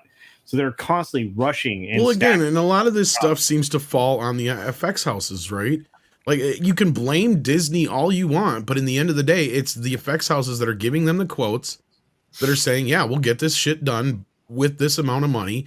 And those houses are not hiring enough people to work on set effects. Now, again, it could very well be a combination of both parts, right? Part of it's half these people are just lazy and they don't want to do the work. And of course, I'm sure it's tedious and no fun to have to add little bits and pieces of images here and there to certain shots. I'm sure that's not like glamorous fucking work. But guess what? Not a lot of people get the option to sit down and just basically work at their computer for 8 to 12 hours a day. Like, that's what I do, right? Basically. But it took me a long time to get here. We're talking, this was like a 10, 15 year journey to get where I'm at right now. Yeah, right. And even when I complain and have the worst days of my life, when I haven't gotten any fucking sleep, I still remind myself that I could still be working in fast food. I could still be working in retail. I could still be doing all these other things. And there was a time where I was still working, raising my kid and doing this all at the same time. Sometimes you got to sacrifice other things to get to where you're at. And, there's part of it there. And the other part of it, this is all on the effects houses. You can blame Disney all you want. You can blame Marvel all you want. It really boils down to these effects houses, like Jason and others were saying. They're the ones who are telling their clients that, yes, we can get this done. And they're getting underpaid for it. It's exactly the same scenario, Tom, as game developers and game publishers. Very much so. A lot of this started in the same kind of thing. Yes. We can do this, and if they can't, the people are getting crunched, they're getting driven hard. The difference being they don't deliver a completed game, they just patch it on day 1 and day 10 and day 70 and day 360. Wait till we have movies that come with patches. We've already kind of gotten that to a point. Well, that's what a director's cut basically is. No, what was that like Game of Thrones or whatever? They took out that cup and shit like that after the fact. The Starbucks cup on the table. Yeah, we've had 3 films that have come out with patches, right? Yeah. The butthole cut. The butthole cut. And they had Luke. They fixed Luke in the Mandalorian as well, didn't they? Yep. And they got that YouTuber to do it. Yeah. And the fantabulous fuck up of Harley Quinn got patched. Oh yeah, I forgot about that. It's insane. But I do have this member chat I want to get to, because I'm really I promise you guys I'm really trying to get these. It's hard. But Kitty Bear says member in my opinion, there's no good Tom Cruise movie. Wow. Well, Xenu disagrees with you. I mean, I'm not even a big fan. Overrated, but I'm not. I don't think you could say that. There's a few good ones. I'm one of those with Tom. I kind of compare him to The Rock in a sense that he's great with other people and in ensemble casts and such. But a lot of his movies personally, I can understand Kitty Bear. I'm not a huge fan of him. I kind of find him obnoxious. The Rock won't even change his shirt for half of his movies. We're like the same thing in like 5 different movies. Yeah, he knows what he looks good in. God damn it! It's the same Under Armour shirt that he wears everywhere. It's probably because he gets paid for it. Did you guys ever see that tweet where it was like he was wearing like the same beige like T-shirt in like 4 different movies? Mm. Yeah. $20 million a film. Well, he actually can't take it off now. He's been working out so hard. It's actually part of the skin. It's tattooed on. And they ice his nipples before every take. No, God, no kidding. Baby oil. Wait, What are you? He must smell good though. Oh my god. He smells like lavender and KY. No, he smells But like since- baby oil. Since 70s brought her up, do you guys think that Brie Larson walks around on set clicking her big toe, kind of like the Raptors in Jurassic Park? No, that's Megan No. Fox with her thumb. No. She is. It's actually from it's actually from West Side Story. She's like, boy, crazy boy. Don't joke around because I think they're actually filming the Marbles right now. Sadly, And there but, are plenty of people in that generation we were just talking about who are absolutely not going to know what you're talking about. I know. There's I also know. another thing too. You have to remember that the VFX artists that have to CG in Brie Larson's ass are probably not getting paid overtime for that. well, they just stole it from Bryce Yeah. Dallas Howard. Yeah.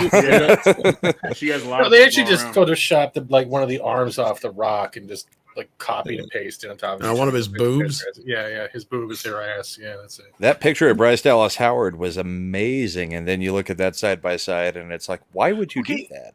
That's like chopping the hair off the Well, Mona that's- Lisa. I'm sure I bet that it was later, some later it picture. was some That later woman, picture was after giving birth, and she gained 30 pounds. Yeah, that was a bit So misleading. There's a difference there. There is a bit misleading. I brought that up too, Jason. That image they used from the poster was from like what 5, 6, 7 years ago now, more than that. Yeah. And then the picture that they showed was from like last year's, or not last year, but the last movie's premiere or whatever. And yeah, she's had like 3 kids since then. Yeah, you're taking all the fun out of this. I don't care. She's still very beautiful for whatever side she is. I mean, Hey, Tom, they shouldn't be shaming her butt. For Don't- fuck's don't sake. judge a woman on If the she, amount of if she butt keeps tape. looking like that, she might have a few more. Tom, stop. Hashtag stop the cruise hate, dude. Hashtag Sasquatch. Look, I'm sure Tom Cruise is a really nice guy, but I don't have the thetan level for him. All right. Oh shit. I don't have the melatonins either. With his new paycheck off of Midichlorians? Maverick, he may meet Xenu. Who do you think will win in a fight, Tom Cruise's stepladder or Vin Diesel's stepladder? That's a good question. Depends which. Not Henry Cavill's The Rock. arms. The winner will wanna- be The Rock. That's all I that think matters. Kevin Hart and Tom Cruise should go at it because they're about the same height. I'd like to see a celebrity death match. You can't. But I don't think you can stop the Rock. You I can't. thought Kevin Hart was taller can't than him. stop the He's a Rock. can water. It erodes everything. You should do a Sylvester Stallone, Tom Cruise, Kevin Hart movie, The Expandables. Oh god. Oh, You need Vin Diesel though. He's gotten pudgy. If you replace Kevin Hart with Eddie Murphy, now I'm listening. You got to throw Steven Seagal in there. Hey, No. hey, don't Well, touch he's it. expanded Don't quite touch a it. Not bit. fat Steven Seagal. That's the same Steven Seagal. They're both fat. What are you doing here? Steven Seagal broke Sean Connery's wrist on the set of Outland. Did you know he also shit himself as a deity? Other things? Yeah. I mean, at this point, I think we can all do Steven Seagal like martial arts, like You're current not Steven doing me. Seagal, right? I still have yet to figure out how Steven Seagal became a star, and then I did a little research, and it's probably because of the mob. That's why he cries every time he hears the word mob. Yeah. Oh, no. All I know is we have a new Top Gun sequel title. You guys ready? Oh, is it Loves the Cock? No. Do it. Oh my God, the cock! This will be the biggest hit yet. Look, it's Loves the Cock. Told you. See? Oh my God, the cock! Who made that? Oh, Who did this? It's one of the Legion. Take my breath away. The hair By Give me a shoving it second. down I'll my figure out who throat. made it. I hate that song. One of the Yeah, Legion. I've never liked that song. Release the McCracken. Yeah, Every yeah, Zemeck hates it too. you guys are. The Legion is undefeated at this point, ladies and gentlemen. That's right. Man. Yeah, we got 3 of them here, man. It's beautiful. It's beautiful. Oh. Had. I'm still here. Oh yeah, you're still here. Well, we had Thanks 4 a lot then. for that. Now we're Thanks. at 3. One of these things. Those, See, and those this panelists is on the the truth. top level are so like condescending. It's not even funny. Yeah. Deep down, not being shit. TZ Burton says culture is so sexy. I could not agree more. I don't know about any of you guys. That's what nearsighted causes. I do kind of like being like the center square in this Hollywood. You are square, the so, center man, square. I'm really around, yeah. You're the free spot on the bingo. No. Wow. No, he's the guy that this guy reviews more movies than you watch every year. I'm just saying. It's not true. I literally posted 5 reviews today, and I'm editing one as we're doing this show. Jeez, man. Culture, you have to swap Tom or me with Jason there, so we get the tic-tac-toe of the balls. I can't. My OCD is like perfect right now. Don't mess with me, bro. Don't. Everyone go off camera. Just dude, don't do that. It's funny to just keep clicking the button on and off, and see what he does with it. Take my We're just gonna fuck around with culture now. One of these things is not like the other. One of these things is kind of lame. Well, all I got to do is that. I'm still got a camera on. What's up, Golden Bacon? It's an Atari. It's the ultimate Atari. It still works. Well, so does mine. They were built to last back then. Oh man! Speaking of built to last, Prince said it best in a song. Got this? Oh shit! E.T. Wait, no, hang on. This is the most important video game in history, right there. Is that directly from the trash pile? No, it never saw a trash pile. It sat in a box in my mom's garage for the last 30 years. Typically bad. Have you tried to play it? Funny because the game's been sitting in the box. The console's been sitting in the box in my mom's garage. And so I finally went down and got it, cleaned it up. There's a bunch of different game cartridges in there. Hooked it up to the TV, and that's actually a black and white TV there. Oh wow! So it's kind of a weird thing. It was like hooked it all up, and it's all working. It looks good. And I put the cartridges in, and some of them you had to kind of push a little bit more just to convince it. Yeah, you're loaded. Let's turn on and go. Yeah. This one, ET, fired up just like that. All it had to do, I just put it in there, turn it on, and it's ready. And then you had the worst time of your life. No, actually, it's not as bad as I remember. Once you actually know how to play the game, it's not that bad, I've heard. See, the game worked fine. The rest of the house burnt down. What? No. And actually, we interviewed RJ at Critical Blast. He and I did a joint show here not too long ago. We talked to the guy who designed ET and destroyed Atari in the process. Oh, the actual, I was gonna say the game designer or Carlos Rimbaldi or whatever. No, the guy who actually designed the game. Let me look at that. The guy who wrote it in like 6 weeks or whatever it was. Yeah, 6 weeks. He put his hand. I could do that. Yeah. Oops. Well, if you want to sell it, you can get it on about $80 on eBay. So yeah, I know, right? All right then. Yeah, Howard Scott Warshaw. Oh wow! I do like how that emotional damage meme is putting up the wrong Asian guy. I'm just Ryan Kittle, bro. Yeah, it's not even an Asian. I haven't. No, I mean the original Asian guy who actually did the bean, and then that one that's the pink guy. It's a completely different Asian guy. That's what I do know that, but it's Ryan Kittle in it. Never mind. All right. Well, we have time. We have time for one more story before I absolutely have to end the stream. Does anybody have one they want to bring to the table? I don't have a story, but I have a picture I could share with you. Oh goodness, I'm. Oh, somebody mentioned Prince, and I just saw some tweets earlier of these pictures I'd never seen before. This is Prince in 1977. Oh, dude, I love Prince. Years old. There's a whole series of these on Twitter right now. That is pretty cool. Dude, that is amazing. I love Prince back in the day. By the way, Prince, coolest dude in the world, no matter what everybody says. Just the coolest. There you go. There you go. That's pretty cool, isn't it? I mean, I wonder. I don't know where it is. I mean, you look. Is he from Indianapolis? I mean, I don't know if that's where. It's better here than Culture. I'll say that though. Yeah. Oh, Culture could probably do that, but it would take a lot of product. It would take Culture's a lot next weave. Yeah. Yeah, I thought you'd all like to see that. Just I love that, man. That's great. Culture, I sent you an Elon Musk post in is that the Chuck Norris one? No, it's about buying Twitter. Oh, there was with a chess one with him with a Chuck Norris body. Did you guys hear the story today about Novak Djokovic beating the guy that's going to go to court in Australia? No, I mean he just won Wimbledon today, and then on the same day he got denied entry to the United States because he's unvaccinated. So he wins Wimbledon and he gets banned from the U.S. Open on the same day. Mhm. That's a fun issue right here. Okay, here we go. They said I couldn't buy Twitter. Wait, let me gotta turn this off.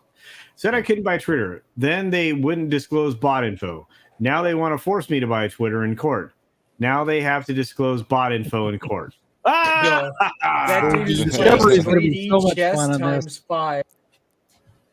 Oh, Well, this is what I was saying is the best part of this whole thing. It's going to work out for nobody but Elon in the end, really, and us. Yeah. I mean, Oh no, it'll be $1 million for Nick. I said even if he doesn't even buy the thing, he's exposed them already. So I don't think they realized that their course of action was going to lead them to expose themselves worse than Nancy Pelosi did this week. Thank you for that, Fat Steven. Good Lord.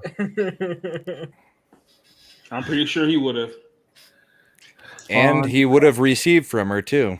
Mm-hmm. Apparently, those Prince photos were in Minneapolis. So, just as an aside. Yeah. Oof. Why are they still on screen?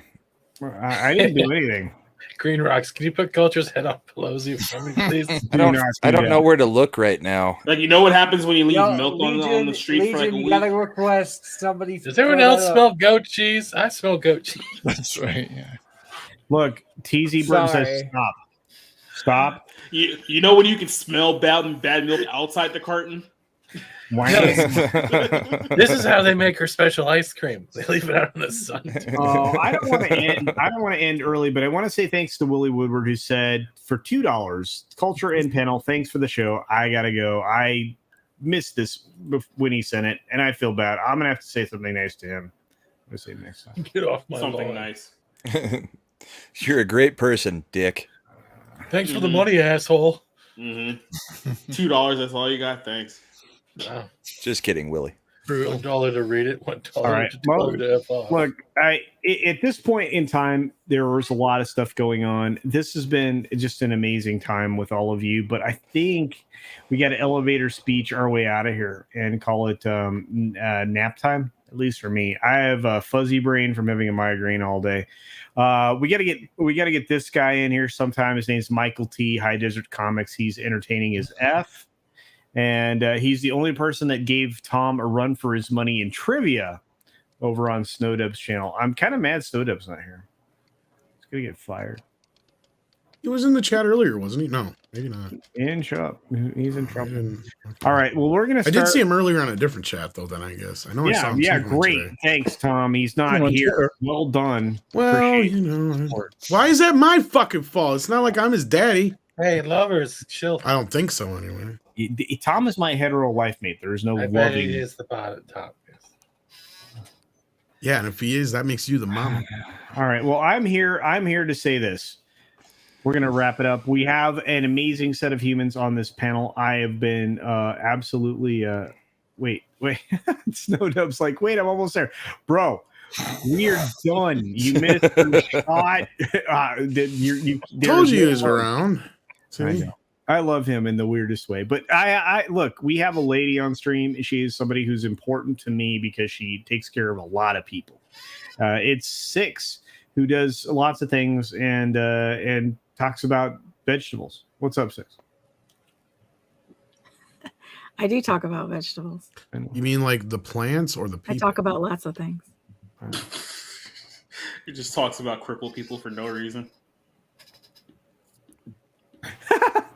Oh, thanks. Awkward. I read this in the chat. Blah Olmeyer says, I really miss Doom Cop and Neurotic Sunday Night Duos, but you're okay, Culture. Thanks, bro.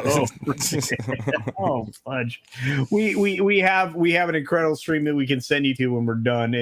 Supreme Hallertick is with Corey right now. They're talking wackadoodle-doo stuff like ghost stories and things that people real life experiences even. So do go check that out. But next up, of course, is going to be the one of the balls. One of the balls I get to hang out with 3 times a week. It's Brum Bull.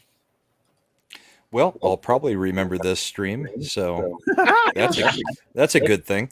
No, I had fun tonight. It was a really good time. You can catch me tomorrow on Yelling at Parked Cars and Thursday on Thursday Night Throwdown.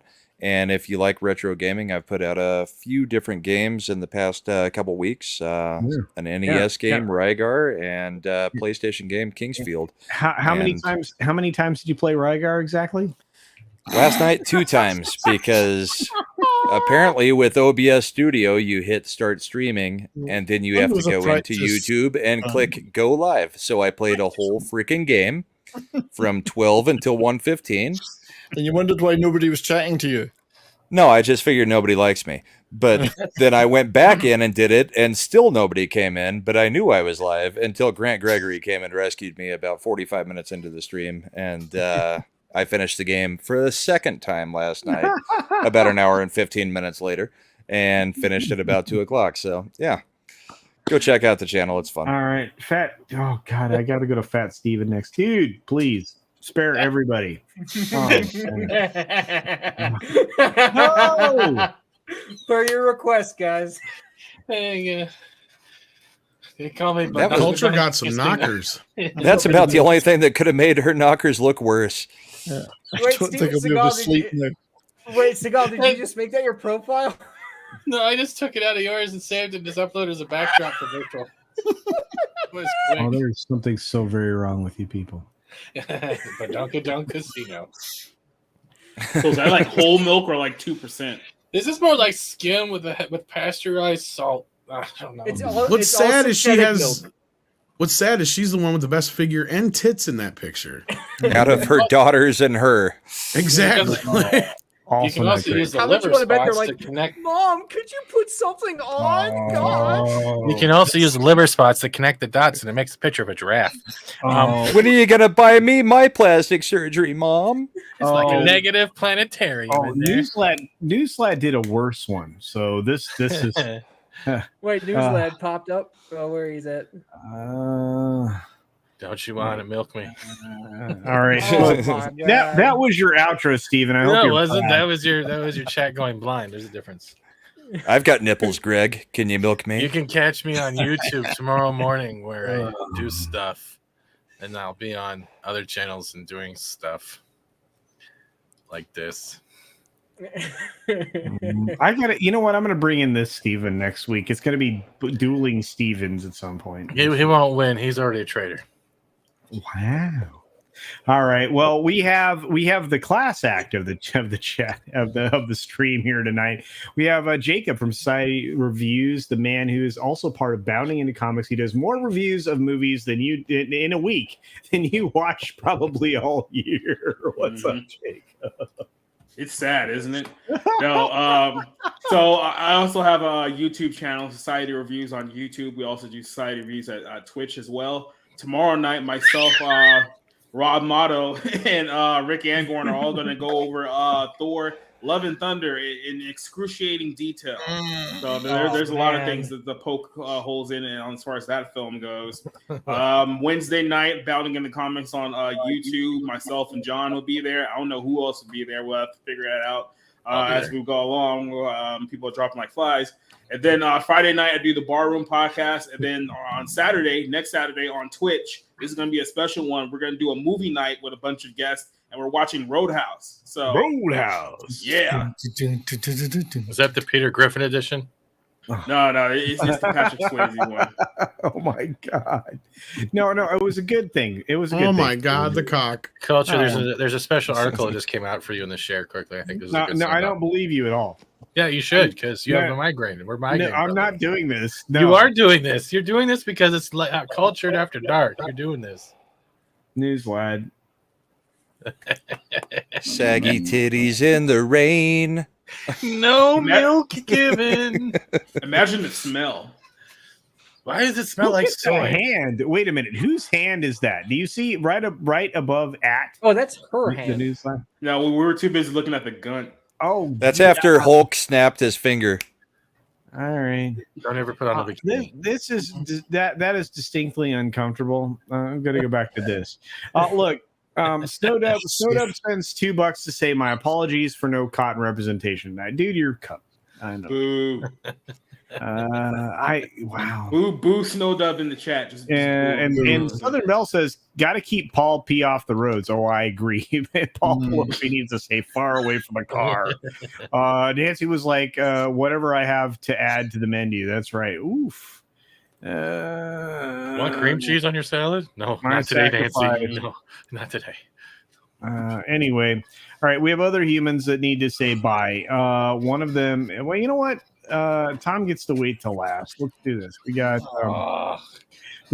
Jason from you don't need that. Jason from Sci-Fi for Me TV, who we have to encourage not to quit doing the amazing stuff that he does. Jason, I've been doing this for 13 years now. We have both a YouTube channel and an Odyssey channel. We need people to join us over on Odyssey. We'll fight the power, right? And then you can find us over at sci-fi4me.com, where all of the videos get embedded. So, if you want to see one of the shows, there they are. But we've got 2,080 subscribers on our YouTube channel. So nice. And we'll have our money edition of Live from the Bunker tomorrow at 1 p.m. Eastern here, and it'll be live, so people can jump in the chat and say hi and ask questions. And Are you going to check your OBS before you go live? I'm sorry? Are you going to check your OBS before you go live? It's not funny. Wow. Wow. That's not nice. That's shots fired. We have had. I've got a brand new router back here, and it has crashed more times in the last 2 weeks than the last 2 routers combined. I am not happy at all. But if we have internet, we'll have a show. Is there something up with OBS though? No, seriously, because that was where my PC crashed the other day, was when I fired up OBS and the fucker just went blue screen of death on me. That's why I use Gamecaster. It's a lot easier. When did you update OBS? What's it called? Send it to me, Steven. I'm using the latest edition. I haven't had any problems so far. Of course, now that I've said that, thanks. But yeah, no, I haven't had a problem yet. Well, we were joined by one of the amazing legion of memers. Some people would call him the leader. He's Superman. No. If he wasn't afraid of green rocks, otherwise known as No Green Rocks. Yes, I am the creator and founder of the Legion of Memers. These guys are absolutely killing it. I am so proud of them. Each meme that they put out is an accomplishment of their own. And I just want to say thank you to all of them, because they keep kicking butt all day long, and I love it. Oh, yeah. You can catch me on the Shagsworth channel on the Midweek Hump this week, as well as every Wednesday. At 9 p.m. Mountain Time, and I think this week we may be having a special Legionnaire guest, which is very exciting. And I'm working on some stuff for editing and everything like that, so be sure to keep an eye out on my Twitter. And you can catch me in the memes on Friday Night Tights. Hopefully I'll see you guys soon. Thanks, man. And that's true.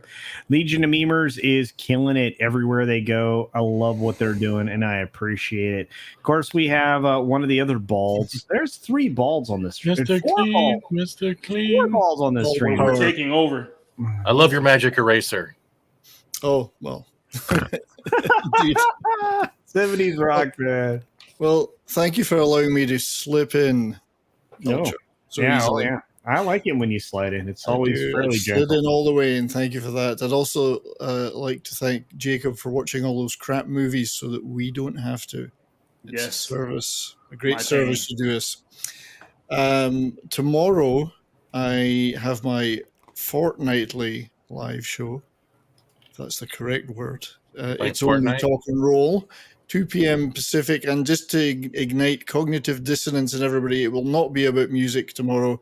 It will be about the 1981 Sean Connery movie Outland.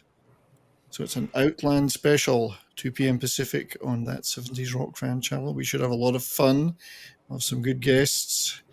And it's going to be great. Absolutely fantastic, I think. She'll be there or be square. Huh? What? Okay. What? Anyway, thank you for having me, and thank you to the chat as well, and thank you to everyone else in the panel. Please subscribe to all of them. So good. I think the only person I missed is my hetero life mate. Is that correct? Is that your hand? No, it's Tom Connors at Midnight's Edge. His hand isn't hetero. Midnight's Edge Archives, Midnight's Espanol, Midnight's Edge After Dark, Mead Radio 1, Mead Radio 2, and of course, Midnight Snacks.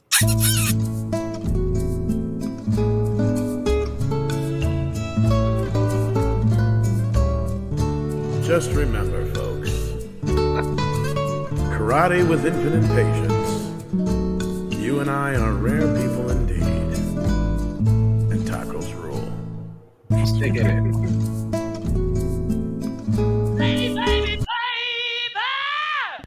Wow. I want to say thank you to each and every one of you. Those of you out there in the chat that were here for the entire show, you were incredible humans. You have to do karate with infinite patience and realize this. Infinite. Realize this. You and I are rare people. And with that being said, everybody have a great night. Thanks for being here. Be sure to take care of yourself, take care of each other and others. I say other things, but it's not that important because, well, you know, Tom already did it. And have a great night, everybody. We will see you tomorrow, probably, because most of us have no life outside of YouTube, other than our jobs and our families. And born. And our lives. Does it show tomorrow? I feel like I've talked a long time. Should I end the show now? You should wash your ass. Don't forget to wash your ass. Okay, here we go. To give you up, never gonna let you down, never gonna run around. And first, you never gonna make you cry, never gonna say goodbye, never gonna tell a lie or tell you. This is the beginning of Mode Life Crisis. Yeah. Sometimes I get so mad, it's no controlling me. My thoughts get so bad, I'm like, I might grab a bat, I don't know, my rattle blood boils over like, oh God, here goes. I lost all feeling from my head to my toes. You said some shit that I can't let go, so just stay tuned for the rest of the show. So have you ever felt betrayed? Switches how you see things, realize something needs change. Cause I know you got me fucked up. Let me show you what's up. Cause enough is enough. I'll take a face full of pavement just to make a statement. I know there's no turning back. Oh God, adrenaline wasted, so mad I can taste it. I know there's no turning back. I'll do what it takes, I ain't making mistakes like that. I'll put it on your face just to make you go take it back. I'll lose my shit, I go crazy when I'm mad. And now you gon' wish you would shut the fuck up real bad. Hey, oh. Yeah, I know there's no turning back. I like that's my turn. And now that you're gone, yeah, I know there's no turning back. I don't fucking take smoke, I'ma poke a hole for you. Choking's overdue. Come at me and you won't get any older, dude. Crack your holder, dude. Heating up inside of me, blood so violently. Thanks for trying me. Now it's finally time to see how this rivalry becomes a dynasty.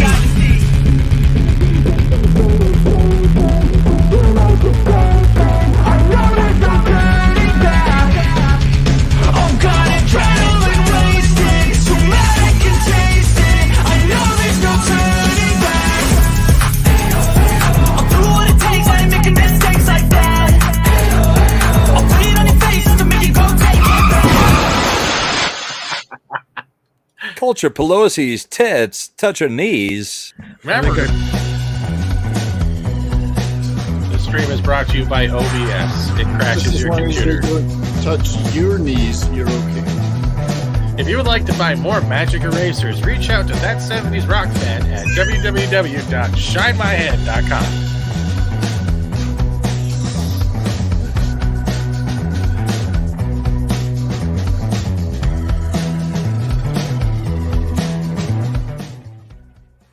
He has nice tits for yogurt. Hi, Tom. How are you? Oh, what the hell was? I think he's trying to call us out for ruining his outro. What the hell happened? Where is everybody? Oh God! He put him all in the back, and he's trying to be funny because he's too busy trying to. Finally, the show is done. I'm so sick of the show.